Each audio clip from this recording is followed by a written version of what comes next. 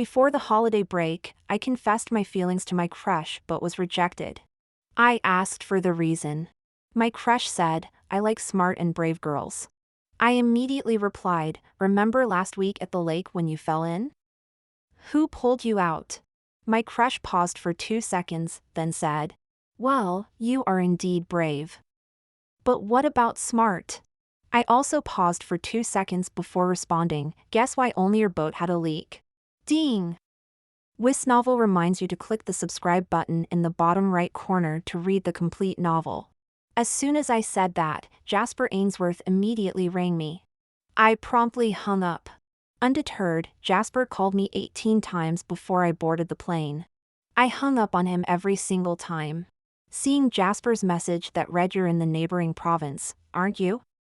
Just you wait." I turned off my phone and contentedly boarded the plane. Finally, I could make Jasper chase after me for once. As for why his ship was taking on water, how should I know? I'm not a shipbuilder.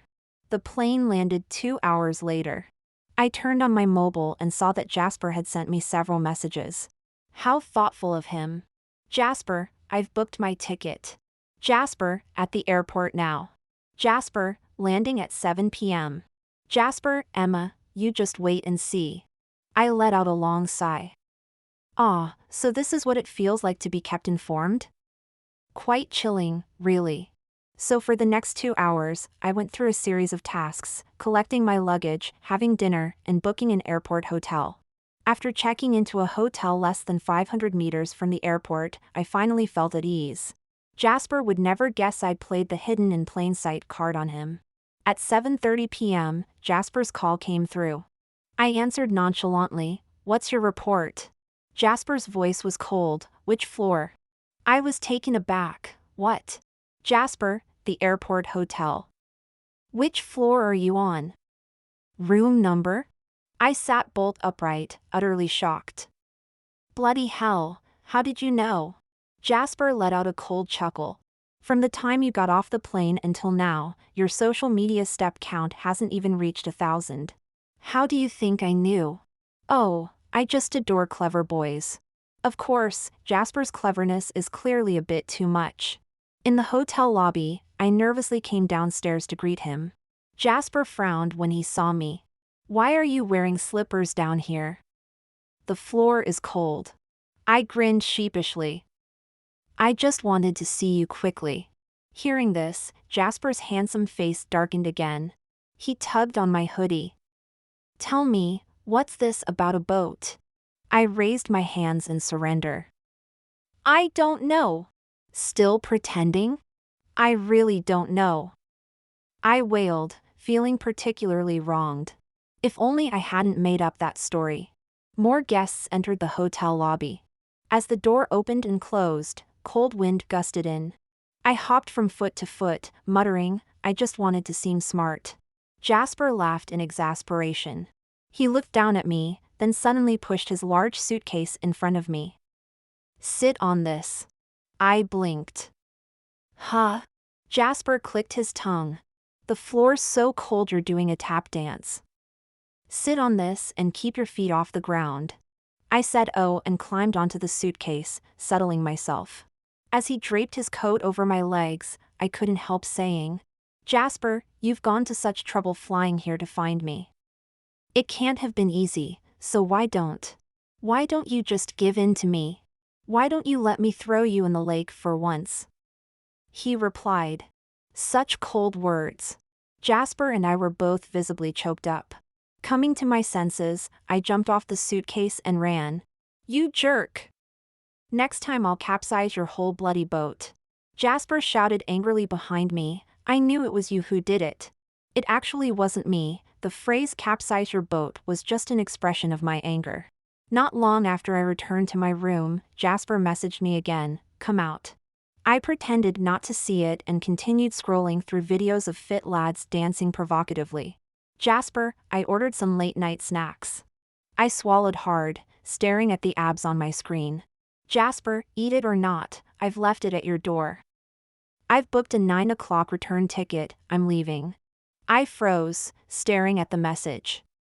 He's leaving just like that?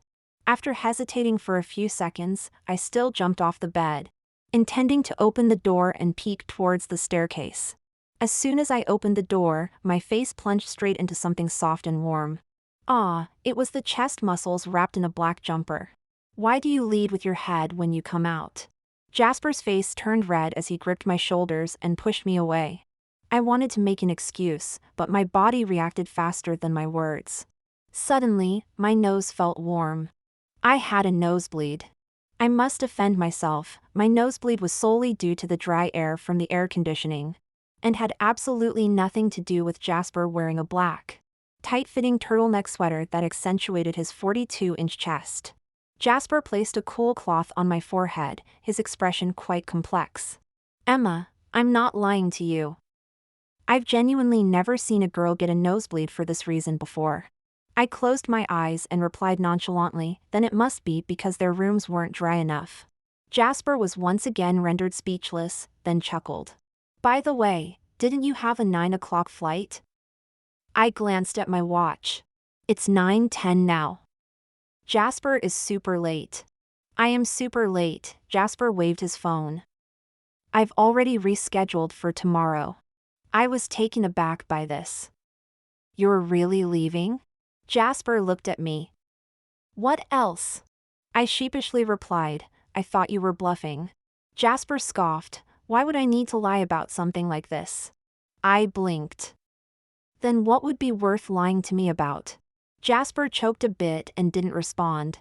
He removed the cool cloth, went to heat up some late-night snacks, and then pushed some pasta into my mouth. Eat your food. Well, even feeding service. This nosebleed was totally worth it. I chewed and swallowed, then opened my mouth waiting for the second bite. If you're not using your hands, you could donate them to someone in need, came Jasper's cold voice instead of a second bite. Also, don't open your mouth so wide. You look like an idiot. To be honest, I often worry that Jasper might poison himself when he licks his lips. Would I get poisoned too if I smog him in the future? This question is truly worth pondering. After finishing our late-night snack, Jasper starts packing up to return to his own room. I notice a small box left on the table. What's this? Jasper glances at it. Chocolates. I bought them to meet the minimum order. I open the box and take a look. The aroma is quite unique. There are 6 chocolates in total. I leave the best-looking one for Jasper and tearfully eat the 5 ugly ones myself. Jasper comes back after taking out the rubbish. Seeing the lone chocolate on the table, he says good 3 times in a row. See, I knew he was picky and only likes pretty things. He should like me then, shouldn't he? Jasper pauses. What? I blink and repeat in my mind, Jasper's a big idiot if he doesn't like me. Jasper's brow twitches. Are you insulting me? I'm surprised. Oh my, can you read minds? Jasper walks over in a few strides, breaks open the chocolate and sniffs it. He lets out a deep sigh. Emma, can't you be more careful? These are high-alcohol content liqueur chocolates. What snacks? I can still eat. I rested my chin on my hand, watching Jasper bustle around me. I grinned, thinking how handsome he looked. I wanted to kiss him. Jasper's face flushed slightly as he helped me up. Time for bed. Don't get rowdy when you're drunk. I protested, I'm not being rowdy. I'm perfectly sober. Jasper placated me, yes, Miss Sobriety. Now off to bed with you. I swatted his hand away and firmly placed both of my hands on Jasper's chest muscles. Staring at his now crimson face, I asked seriously, could a drunk person aim this accurately? Jasper's forehead vein throbbed. Emma, you'll pay for this tomorrow. He exhaled deeply, wrapping an arm around my waist to guide me to the bed. You've had your fill. Can you sleep now? I shook my head. Not enough. Jasper's face was now as red as a tomato, his voice barely escaping through gritted teeth. What more do you want? I stared at his chest muscles and smiled shyly. Can I have a little nibble? As the saying goes, a house with a mummy's boy is like having a mummy's boy. No one can resist loving a mummy's boy. My hand was still resting on Jasper's chest muscles.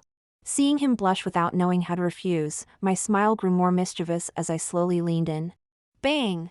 I was stunned as I watched Jasper fall heavily off the bed in a squatting position. If he didn't want a kiss, he could have just said no. Was it necessary to be so harsh on himself? Emma. Jasper stood up, his expression unreadable, possibly because his face was too red to discern clearly. He stared at me intensely for a few seconds, then turned and left. Yes, he left. Without saying anything, he turned right and walked out the door. I lay on the bed, dazed for a moment, then looked down at my palm. The soft, warm sensation had not yet fully dissipated. After a while, I pulled out a tissue from the bedside table and silently stuffed it into my nostrils. Jasper didn't simply leave my room, he flew straight back to school. Looking at Jasper's overnight journey of over 60 miles and nearly 20,000 steps on my phone, I felt deeply guilty. I'm sorry, but next time I still want to touch. The next day, I woke up close to 9 a.m.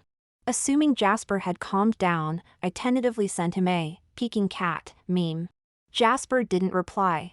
He might still be upset. After some thought, I opened a food delivery app and ordered him milk tea and snacks. I even wrote a little note, remember. You're my precious Prince Charming. If you're hurt or sad, everyone else will have to die. Satisfied with my note, I placed the order. Half an hour later, seeing the delivery was completed, I hummed a little tune and messaged Jasper again. Prince Charming, did you like my sweet treats? The message was sent, but I only received a cold hut in response. I sat up in bed immediately. What's going on? Still angry? That shouldn't be the case. Just then, the delivery shop sent a message, sorry miss, our system malfunctioned. The note can only display the beginning and end, crying. A bad feeling slowly crept over me. I shakily typed, so, what note did the recipient see? The shop took a full half-minute to reply. 5 words hit hard. Remember. You will die. Fine, fine, fine. I'll die. I'll die, okay? I didn't bother to look at the shop owner's apology. I quickly sent a message to Jasper. This wasn't my intention. My prince, please let me explain. The prince was cold and didn't reply again. After pondering for a few seconds, I hastily packed my things into a suitcase and booked a return flight. An apology should be sincere, and pursuing someone requires the right attitude. I like Jasper, so what's wrong with going back to uni once more? My phone chimed. It was a message from my flatmate. Emma, you're not really going home, are you? Don't you have that business law exam in 3 days?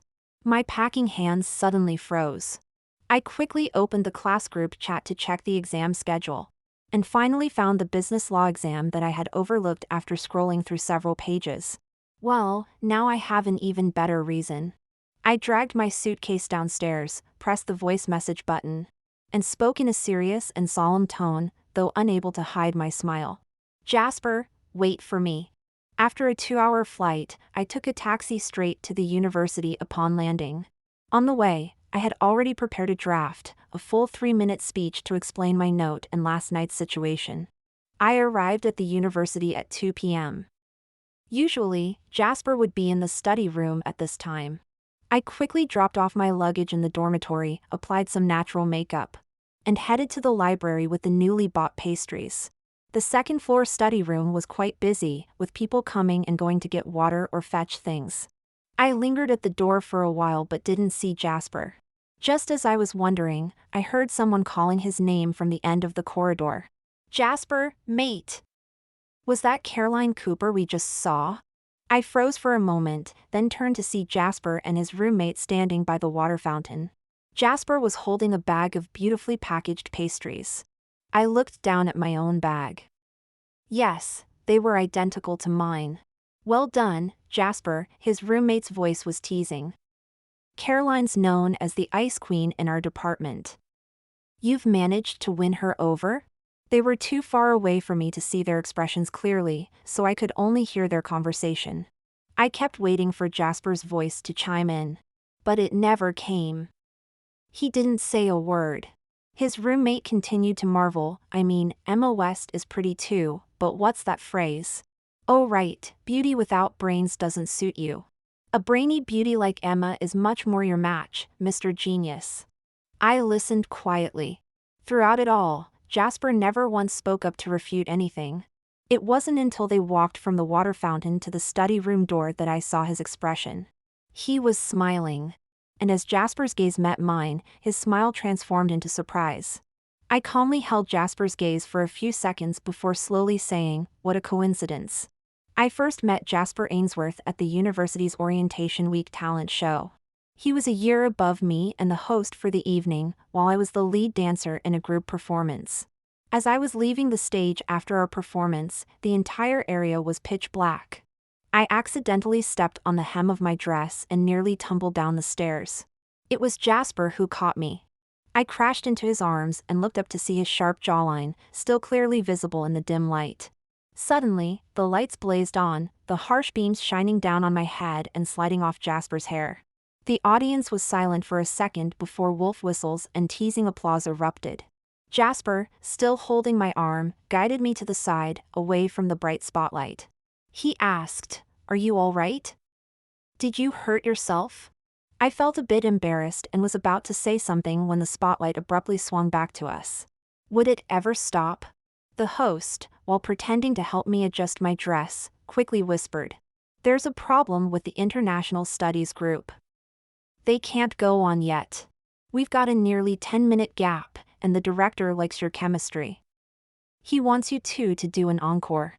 A solo encore wouldn't have been a big deal, but the two of us? I glanced hesitantly at Jasper. He thought for a few seconds, then asked me quietly, "Do you know any ballroom dances?" I nodded, "Just the waltz." Jasper said, "The Blue Danube Waltz, first section, 4 minutes and 35 seconds. The host can fill the rest of the time." He then turned to me, extending his hand gracefully. As the crowd gasped, he bowed slightly and asked, "May I have this dance?" Right, that's when I lost it, along with the entire audience. At 4 minutes and 35 seconds into the song, with its distinct rhythm and flowing melody, I felt like a giant spinning top, whirling endlessly in Jasper's hands. Jasper's steps were steady, his hand resting on my waist. Whenever he sensed I might step on my dress, he'd lift me up, dress and all, with surprising brute strength. My dance steps were clumsy, and I couldn't help but accidentally step on his feet a few times. He didn't utter a word, his eyes occasionally shadowed, making his pupils appear particularly deep. The music was light-hearted, and my dress billowed. The wide skirt and large sleeves twirling created a visually striking effect, both flamboyant and elegant. It wasn't particularly friendly to the dancers, though. In these 4.5 minutes, I lost count of how many times I slapped myself with my own headdress and sleeves. Even Jasper got a red mark under his eyebrow from my hair ornament, but he didn't even flinch. As we finished the final turn, he held my hand and gave a graceful closing bow. The timing was perfect at 5 minutes, and Jasper led me off the stage. My heart was pounding, and only then did I begin to feel a subtle tremor of excitement. "Emma." Your hand," Jasper gestured. I suddenly realized I was still tightly gripping his hand, with no intention of letting go. "Sorry," I reluctantly released his hand, then pointed at the mark, feeling apologetic. "And sorry for that too." Jasper touched it nonchalantly, his lips curling into a half-smile. "My face doesn't hurt, but I thought I might leave a foot on the stage." Jasper may have a sharp tongue, but he's undeniably handsome. Still, I'm not without my own charms. It's not like he's my only option. That is, until another night when my flatmate and I went to a pub for a few drinks. As soon as we walked in, I spotted Jasper. He was sitting at the bar in a white shirt, practically glowing in the dim light. More than a few people were eyeing him up. Including me, of course. But before I could even say hello, Jasper stood up, looking ready to leave. A girl with curly hair couldn't contain herself any longer. She flipped her hair and made her move, but was rejected in less than a minute. The girl wasn't giving up though. She kept following him, saying something else. Jasper looked down at her, one hand in his pocket, his face expressionless. But I could tell he was getting a bit irritated. In that moment, I don't know what came over me. I raised my hand and called out, "Jasper, I'm over here." As soon as the words left my mouth, my flatmate froze, the girl with curly hair froze, and even I was shocked at myself. But not Jasper. He looked up, his eyes scanning the room until they locked onto me. The next second, he was walking towards me. As he approached, he held out his hand, just like he had at the party. It was polite, but with a hint of warmth and familiarity. "Emma, come here," he said. "One cannot step twice into the same river, but one can fall in love with the same person twice." Although Jasper is a bit aloof, somewhat dark, and quite sharp-tongued, I genuinely like him and am willing to chase after him. At times, I even feel that he might like me a bit too. However, looking at the current situation, these thoughts might just be my wishful thinking. Seeing Jasper's surprised gaze, I didn't say anything more and just turned to leave. As I passed the rubbish bin, I initially thought about throwing the pastries in. But after hovering the bag over it for a moment, I ended up clutching it tightly in my hand. Why should delicious pastries suffer for a rubbish man? "Emma." Hearing Jasper about to call my name, I immediately broke into a small run. After all, if I confronted him now, I'd likely burst into tears like a toad, and that wouldn't be very dignified, would it? I ran all the way out of the library, and when I looked back, Jasper hadn't even bothered to chase after me. Now I was even more upset. When I returned to the dormitory with the pastries, my roommate looked at me in surprise. "Is that a just cried look?" With tears in my eyes, I started stuffing pastries into my mouth and declared fiercely, "From today on, if I ever actively seek out Jasper again, I'm a dog." Then, 3 days later, during our business law exam, I lost my composure the moment I entered the classroom. Jasper was our assistant invigilator. From the moment the exam started, I felt a chill down my spine. I didn't dare lift my head towards the teacher's desk. Even though I hadn't done anything wrong, this inexplicable feeling of guilt was quite peculiar. After finishing the paper, I didn't want to linger a second longer. I stood up to hand it in. As I placed the exam paper on the desk, Jasper asked me to sign it. While I was leaning over, I heard him whisper in my ear, "Wait for me afterwards." I was stunned for a moment. His voice was so soft I almost thought I'd imagined it. Leaving the classroom, I still waited rather pathetically in the corridor. Of course, this had nothing to do with Jasper, I was purely waiting for my roommate. Time passed quickly, and soon the exam was over. When I heard the bell, I felt inexplicably nervous and took a deep breath, standing a bit straighter. The classroom door opened, and students poured out. I peered in slightly and saw Jasper at his desk, organizing the papers. Noticing me looking, Jasper smiled, his eyes crinkling warmly, just like that day in the corridor. I felt a twinge in my heart, thinking how he seemed to hand out that smile wholesale, able to direct it at anyone. Just then, someone lightly tapped my shoulder. I turned and froze. It was a gorgeous older girl. The girl opposite me had long black hair and wore a black coat with silver-rimmed glasses. She was both beautiful and cool, perfectly embodying what it means to have partner energy. "Excuse me," she smiled. "I'm looking for Jasper." Nearby, some students whispered in surprise, "It's Caroline Cooper. She really is stunning. Can I get to know you, sis?" "I'm a girl too." I was slightly taken aback. So this was Caroline. Using highly intelligent to describe Caroline Cooper is absolutely spot on. She's truly the type of beauty who exudes intelligence at first glance. I felt a mix of emotions I couldn't quite place, and slowly took a step back. But before I could steady myself, I suddenly felt a tug on my arm, pulling me back. It was Jasper. He held my arm with one hand and his exam papers with the other, looking at Caroline with an expressionless face. His voice was a bit hoarse as he asked, "What's the matter?" Caroline's gaze flickered between us, and she blinked innocently. "Can't I come see you without a reason?" Not wanting to be a third wheel, I shook off Jasper's hand and stepped back. "I'll be going then." "Emma!" Jasper tried to grab me again but missed. I pulled my roommate, who had been watching the scene unfold, and ran. "Emma, are you really just going to run away like that?" My roommate prodded, unsatisfied with the drama. You should go back and stake your claim. Otherwise, all this time chasing after Jasper will have been for nothing. I thought about Jasper's top grades in our year, then about my own barely passing marks in every subject. Finally, I remembered his roommate's comment about us being well-matched. In the end, I couldn't find the words to respond. If liking someone makes you feel insecure about yourself, I suggest finding someone else to like. My roommate scoffed at my Emma's ramblings. Exasperated, I snapped, "Don't you dare doubt me. When pushed to the limit, I'm capable of anything. Even solving this calculus problem? Maths excluded." Seeing my roommates exchange glances, I slammed my phone down. Don't be skeptical. Jasper isn't my top contact anymore. My roommates gave a half-hearted applause. Suddenly, one of them exclaimed, "Oh," while waving her phone. "Emma, that bloke from the sports department who fancied you is inviting you to a mixer again." Fancy going? Sports department?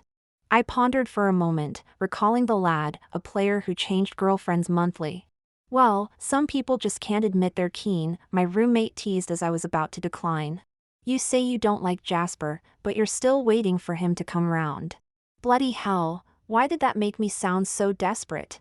Gritting my teeth, I declared, "Of course I'll go." Only a muppet would refuse. So on Friday evening, I arrived at the university gates right on time. The sports department lad who'd contacted me lit up when he saw me, waving enthusiastically. "Emma! You made it!" I nodded, sizing him up. He was the sunny, boy-next-door type, quite handsome too. No wonder he was such a player. Being from the sports department, he was in great shape, though his pecs weren't quite as impressive as Jasper's. As I was looking, a dark shadow suddenly loomed over me. Startled, I instinctively looked up to see a familiar face. It was Jasper. Clad in a black coat, his dark eyes locked onto me, a hint of icy displeasure in their depths. "Emma, what are you staring at?" Initially, when I saw Jasper, I felt a bit guilty, but hearing his cold tone irritated me. I rolled my eyes and ignored him, moving to the side. Jasper immediately followed, not leaving an inch of space. "Why have you been so slow to reply these past few days? And why do you keep declining when I ask you out?" I could hear a hint of hurt in his voice, which made me feel a bit remorseful. Just as I was about to speak, a pleasant perfume wafted near me. It was Caroline.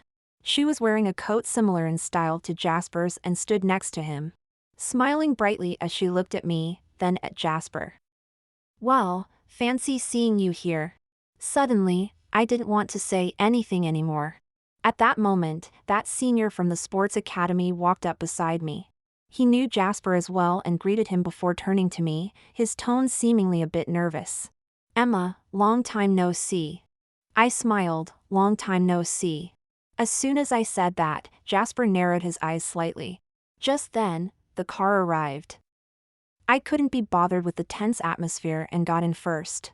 My senior from the sports academy tried to follow, but Jasper blocked him. "Where are you two going?" The senior clicked his tongue. "What's it to you?" Jasper paused, then looked at me, his voice a bit deep. "Emma?"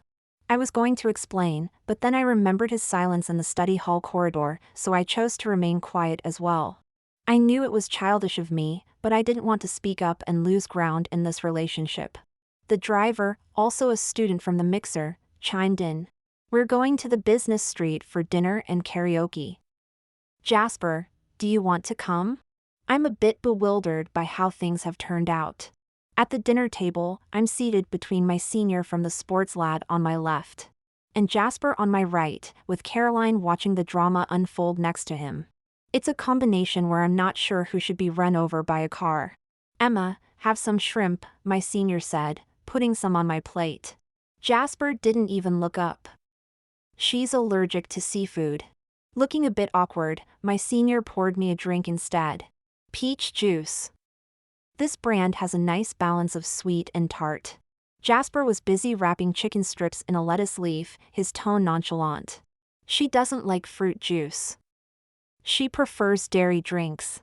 My senior gritted his teeth, clearly out of ideas. He slammed down his chopsticks and started taking off his jacket. Emma, look at what I've been working on lately. Jasper suddenly let out a soft laugh, placing the wrapped chicken into my bowl. He gave my senior a fleeting glance. Eat slowly. Enough. I grabbed the drink that my senior's elbow had nearly knocked over, feeling rather annoyed myself. I took a deep breath, stood up, and said to my senior, "Come with me for a moment." My senior let out a small snort, following me with his tail up like a victorious rooster, while Jasper watched in surprise. But I quickly shattered his pride. In the hallway, I sincerely apologized to my senior and explained why I had come to the mixer. After listening, he looked at me with a complex expression. I'm not that much worse than Jasper, am I? Why can't you choose me? I fell silent at his words. After a while, I replied, maybe because he's Jasper. Because he's Jasper, I can't help but favor him. After seeing off my senior, I took another breath of fresh air before heading back to the private room. As I turned around, I saw Jasper standing not far behind me, silently gazing at me. We stood in wordless confrontation. I turned to leave, but before I could take 2 steps, someone grabbed me. I looked back to see Jasper had caught up with me. He stared down at me, his eyes tinged with a faint redness. After a long moment, he finally asked softly, "Emma, do you not like me anymore?" I froze. Before I could speak, Jasper continued, his voice low and hoarse, both accusing and hurt. He said, "But I've fallen for you." He liked Emma, who would smile at him with crinkled eyes. Emma, who was a bit clever, Emma, who would sometimes bristle adorably like a kitten. Perhaps from their very first meeting, his gaze had been drawn to Emma. And try as he might, he could never look away again. I stared at him in shock. In truth, I had imagined countless times before what it would be like if Jasper said he liked me. I thought I might tear up, or get excited, or be so happy I couldn't help but hug him tight. But now that the moment had actually arrived, my first reaction was disbelief. This was Jasper, after all. How could he be two-timing? I really shouldn't judge people based on looks. Seeing my silence, Jasper visibly began to panic. He reached out as if to take my hand, but stopped halfway, letting his arm fall back down. In the end, he just called out to me helplessly, "Emma, you have to tell me what I did wrong." I pressed my lips together. "I don't like unfaithful men." Jasper looked bewildered. "But I'm not unfaithful. I only like you." I strongly resisted the urge to roll my eyes. "Then what about Caroline? That day in the study room, you accepted the snacks she bought you. And when your roommate tried to set you two up, you didn't object."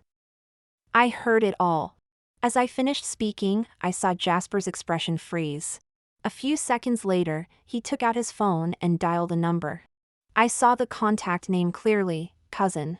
After a moment, the call connected and Caroline's voice came through.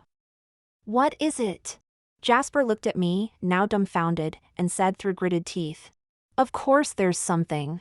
Right now, introduce yourself to Emma, and be completely honest and direct about it." There was a 2-second silence on the other end of the line before Caroline hesitantly spoke up. "Hello, I'm a lesbian. What kind of self-introduction is this? What's wrong with being a lesbian?" "She's a..." "Huh?" I widened my eyes, staring at Jasper. "What?" Jasper didn't wait for Caroline to ask anything more on the other end. He hung up the phone and looked at me with a mix of amusement, frustration, and hurt. "You don't actually think I fancy Caroline, do you?" Leaving aside the blood relation, we're both batting for the opposite team. That day in the study room, I asked her to bring me some snacks because I knew you were coming back to school. When my roommate mentioned it and I didn't deny it, it was because I'd caught a cold coming back from the neighboring county and couldn't speak. I could only give him the middle finger. "Haven't you noticed how hoarse my voice has been these past few days?" As he spoke, he seemed to remember something and his gaze turned wistful. "Oh, of course you wouldn't have noticed. You've been avoiding me these past few days." I was at a loss for words for a moment before finally asking, "Then what were you smiling about?" "What?" "That day in the study room, when Caroline was mentioned, what were you smiling about? You looked so gentle."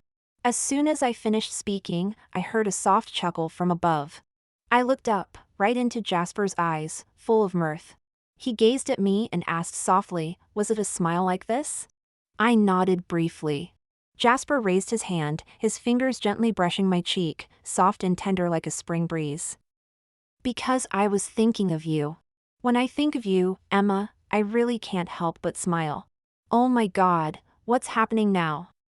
Is this some kind of massive mix-up?" I'm dying of embarrassment and can't even look Jasper in the eye. I just force out an awkward laugh. "Oh, I see." Jasper looks down at me, his finger idly brushing my chin. "Is that all?" I glance up slightly. "What do you mean?" Jasper gives me an exasperated look and pinches my chin gently. "What do I mean, Emma? I just confessed my feelings to you, and that's all you have to say?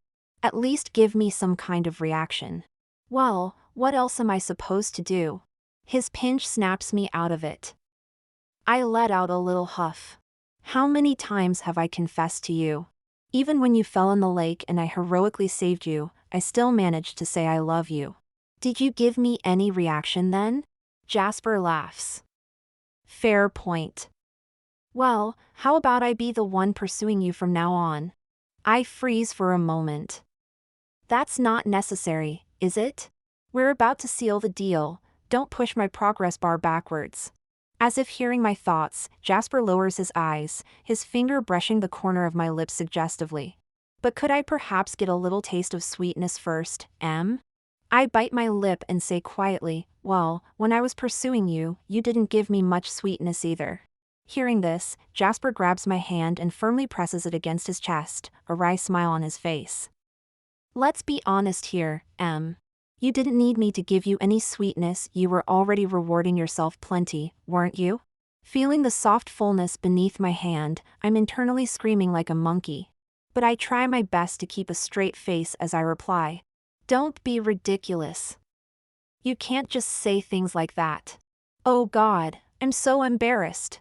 Jasper bursts out laughing, pinches my chin, and leans down to kiss me. When Jasper said he was going to pursue someone, he meant it seriously. After returning from the social mixer, he became the epitome of a devoted boyfriend in training. Buying breakfast, accompanying me shopping, and going on regular dates were just the basics. What surprised me even more was that he had compiled comprehensive study guides for several of my main university courses over the 4 years. When he handed me those thick binders, I was stunned. Is this how top students approach romance? I've summarized the exam outlines from recent years and consulted with professors and senior students. While it's quite comprehensive, you shouldn't rely solely on these. Make sure to pay attention and take notes during lectures, Jasper said, patting my head. Feel free to ask me if you have any questions. He paused for a moment, then added, "By the way, how did your IELTS exam go? Do you think you passed?" I slumped onto the table dejectedly. "I don't know." Jasper remained calm. "Don't worry, there's plenty of time before the next A-levels. I can tutor you." I stared at Jasper's profile and couldn't help saying, "Jasper, your approach to pursuing someone is really unique. Most people go on dinner dates and give roses, but you give study materials." Jasper smiled. "Which do you prefer?" I deliberately hesitated, not answering immediately. When Jasper didn't hear a response, he turned to look at me, pressing his lips together. "I heard from your flatmate that you want to apply for postgraduate studies. Your grades are crucial, so don't fail any courses and study hard. I've asked the professors, and there's a chance for direct admission if you're in the top 10 of your year.